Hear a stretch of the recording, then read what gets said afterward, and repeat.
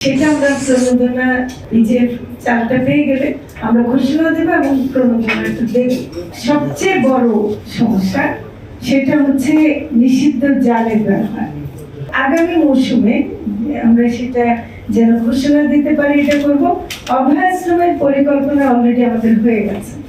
যেটা সবচেয়ে বড় সমস্যা আরো মনে হচ্ছে যে আপনাদের এখানে আমাদের যারা মৎস্য কর্মকর্তারা আছেন, এমনকি অন্য জেলা প্রশাসনের আছেন, এই যে জনবলের অভাবটা, এটা কিন্তু খুব বড় ধরনের একটা সমস্যা।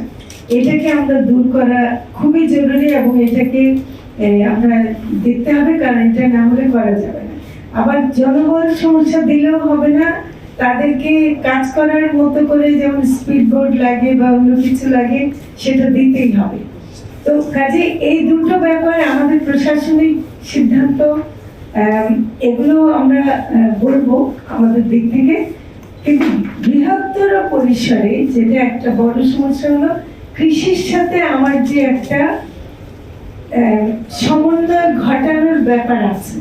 কারণ আমাকে ধানও লাগবে এবং এখানে তো এখন দেখছি যে অন্যান্য শাকসবজি করছেন কিন্তু দাম পাচ্ছে না, তার মানে কৃষিও কৃষির মতো করে এখানে হচ্ছে। আর যেটা সবচেয়ে বড় সমস্যা সেটা হচ্ছে নিষিদ্ধ জালের ব্যবহার। এই যে চায়না দুয়ারি নামটা মনে হয় খুবই সুন্দর, কিন্তু এত ক্ষতিকর এবং এত ধ্বংসাত্মক সেটা আমরা দেখেছি এবং এটার বিশাল ব্যাপার। এটা কোনো মতেই যারা বন্ধ করছে না।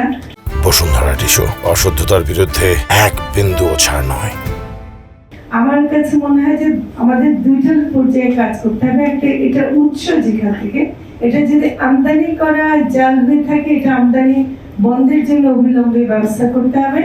এটা যদি উৎপাদন করা হয়ে থাকে তাহলে ফ্যাক্টরিগুলো বন্ধ করতে হবে এবং এখানে অভিযান চালাতে হবে। আমরা নদীতে অভিযান চালাবো। আমরা নদীতে যখন অভিযান চালাচ্ছি সেটা হলো ব্যবহারকারীকে ধরছি, কিন্তু উৎপাদনকারীকে ধরছি না।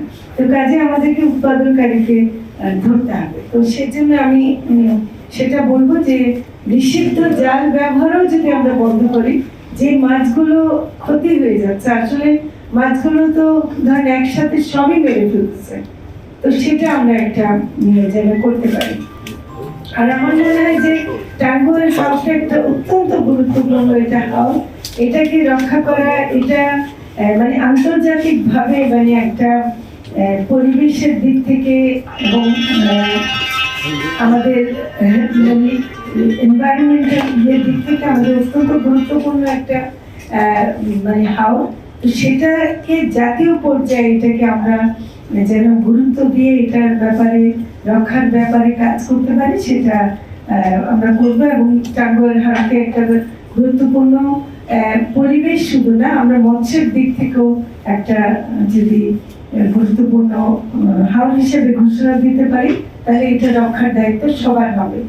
আর আমি এটা মনে করি যে আমাদের যদি মৎস্যজীবীদেরকে আমরা উৎসাহ দিতে পারি, তাদেরকে জীবন জীবিকার জন্য অন্যরকম ব্যবস্থা করতে পারি, এগুলো আপনারাই বলছেন, এই কথাটা আমরা দেখবো।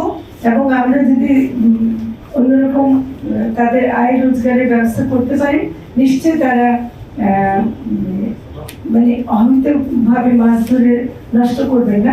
মাছ ধরার সময় নিষিদ্ধ ঘোষণা করব, সেটার সময় এটা ইতিমধ্যে আমাদের মন্ত্রণালয়ে আলোচনা হয়েছে এবং আমরা এবছর যেহেতু দুটা অর্থ বছরের মাঝখানে পড়ে গিয়েছিল ওই ব্যাক পিরিয়ডটা, সেই জন্য এই বছর আমরা করতে পারিনি, কিন্তু আমরা আগামী বছরের জন্য একটা আবেদন আমরা অর্থ মন্ত্রণালয়ের কাছে করেছি। সেটা আমরা প্রণোদনা পেয়ে গেলে, ওএমএসটা নিজের চালটা পেয়ে গেলে আমরা ঘোষণা দেবো এবং প্রণোদনাটা দেব, এবং এটা দেওয়াটা আমাদের কর্তব্য।